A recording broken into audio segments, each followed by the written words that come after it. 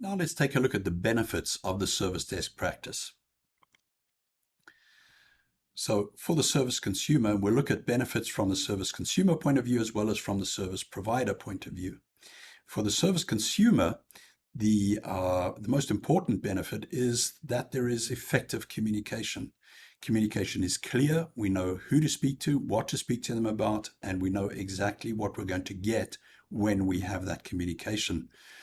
There is less risk of miscommunication happening.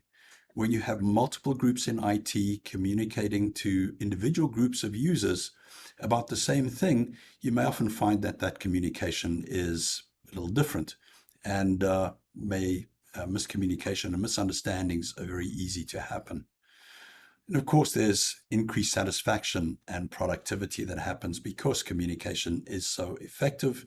And we know that we have the backing of a professional team of individuals to help us in if we need something or if something goes wrong. That, of course, in turn leads to increased satisfaction of external users.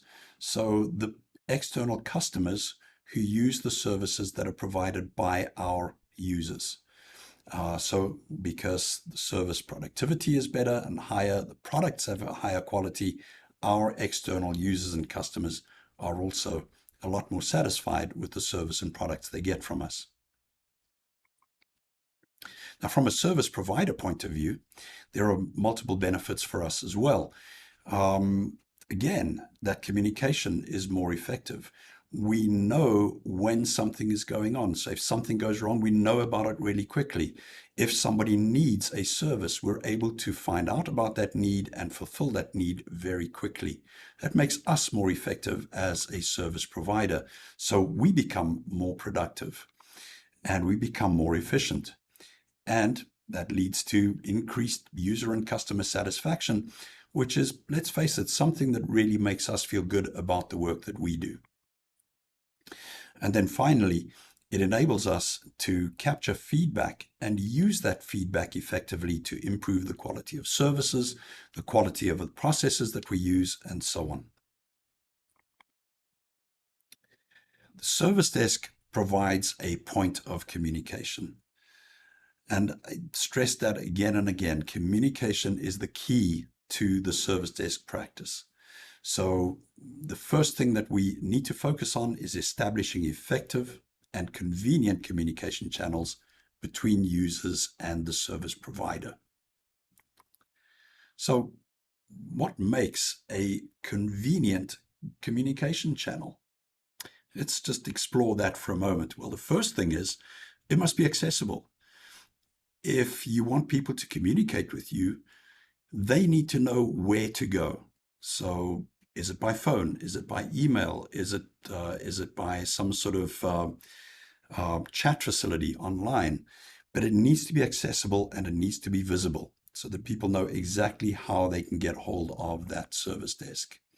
There needs to be assurance that what is communicated is going to be dealt with in the right way. It needs to be available. So we don't want to advertise service desk hours and then have the phone ringing and ringing and ringing without us being able to pick it up. So we need to make sure that we say we're going to communicate in this way, that method is available when we say it's going to be available. And it's very important, I know this is a kind of official looking term, contextual intelligence. What that means is we need to understand something about the context from which the user is contacting us. So what are they doing when they're calling us? Are they experiencing an incident?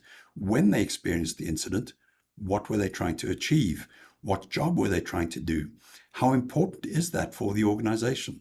So what is the context in which that communication is taking place?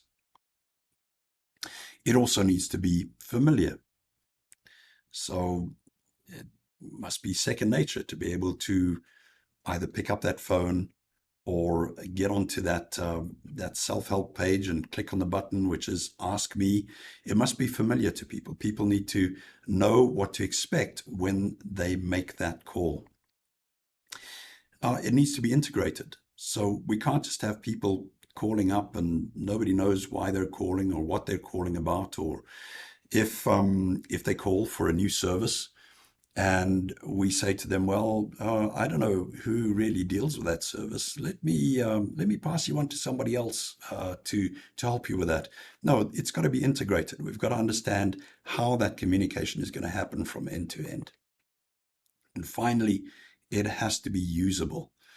The experience in which users, as well as the people who provide the service, both of us, the experience of that interface, of that communication, needs to be positive, and it needs to be easy, and it needs to be friendly.